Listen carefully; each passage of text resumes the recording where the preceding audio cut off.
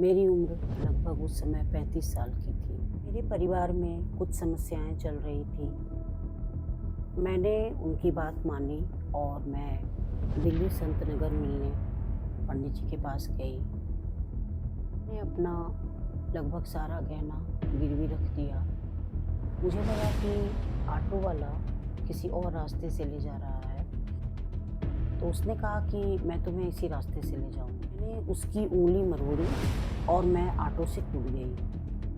और जैसे ही मैं उस ऑटो वाले को मारने के लिए डंडा उठाई, तो उसने चिल्लाकर कहा कि तुमने मेरा डंडा कैसे लिया। उस समय पीए संगमा जी एनसीपी के बड़े नेता थे और उनकी कज़न सोनम मेरी बहुत अच्छी दोस्त थी। अपनी सुरक्षा के लिए हिम्मत के साथ साथ बड़े अप्रोच की भी बहुत ज़रूरत होती। मैं ऑटो से छलांग नहीं लगाई होती, तो आज मैं आपके सामने ये कहानी ना कह रही होती। हेलो एवरीवन, मैं आपके साथ एक ऐसी कहानी शेयर करने जा रही हूँ जो न सिर्फ मेरे लिए एक सबक थी, बल्कि हर लड़की के लिए एक प्रेरणा बन सकती है। बात सन 2007 की सर्दियों की है, जब मेरी उम्र लगभग उस समय 35 साल की थी। मेरे परिवार में कुछ समस्याएं चल रही थी। एक दिन मेरी पड़ोसी ने कहा कि दिल्ली के संत नगर में एक पंडित जी हैं जिनके पास मेरी समस्याओं का समाधान है। मैंने उनकी बात मानी और मैं दिल्ली संत नगर मिलने पंडित जी के पास गई।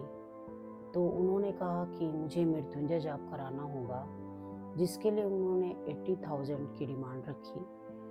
उस समय मेरे पास पैसे नहीं थे और मुझे लगा कि मेरे परिवार के लिए मुझे ये करना बहुत ज़रूरी है।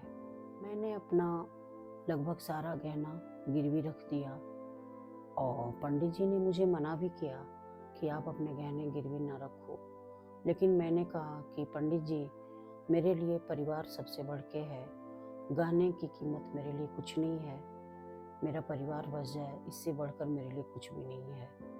अगले दिन पंडित जी ने मुझे फिर से बुलाया और मैं ऑटो में बैठी, तो मुझे लगा कि ऑटो वाला किसी और रास्ते से ले जा रहा है, क्योंकि मैं पहले भी पंडित जी से मिलने उस रास्ते से गई थी, तो अंदर से मुझे फील हुआ कि जैसे मुझे किसी गलत रास्ते से वो ले जा रहा है। मैंने उससे पूछा कि तुम अलग रास्ते से क्यों ले जा रहे हो?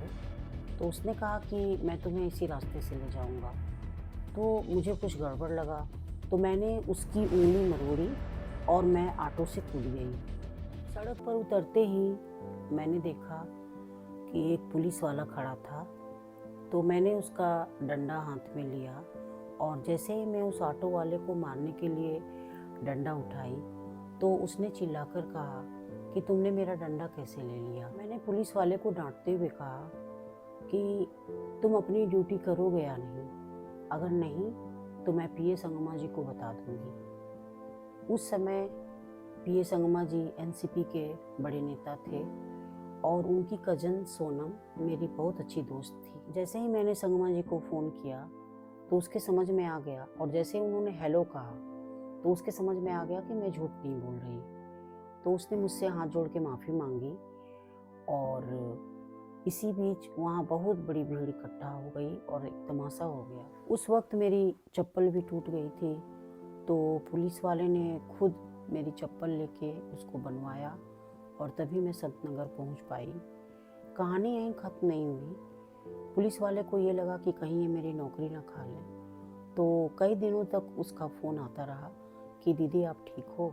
इस घटना ने मुझे सिखाया कि अपनी सुरक्षा के लिए हिम्मत के साथ साथ बड़े अप्रोच की भी बहुत ज़रूरत होती है और हर लड़की को अपनी सुरक्षा के लिए तैयार रहना चाहिए हमेशा, और अपने पास पेपर स्प्रे जैसी चीज़ों को ज़रूर रखना चाहिए।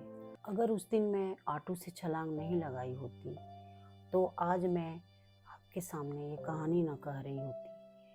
इसीलिए हर लड़की से मेरी गुजारिश है कि गलत चीज़ों को ना बर्दाश्त करें और अब गलत चीज़ों के खिलाफ आवाज़ उठाएं और अपनी सुरक्षा का ध्यान खुद रखें और सुरक्षा के लिए सजग रहें।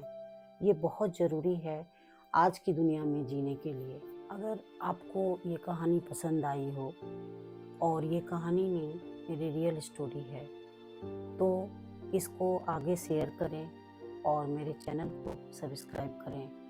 मिलते हैं अगली बार एक नई कहानी के साथ। तब तक के लिए मुझे आज्ञा दें। धन्यवाद।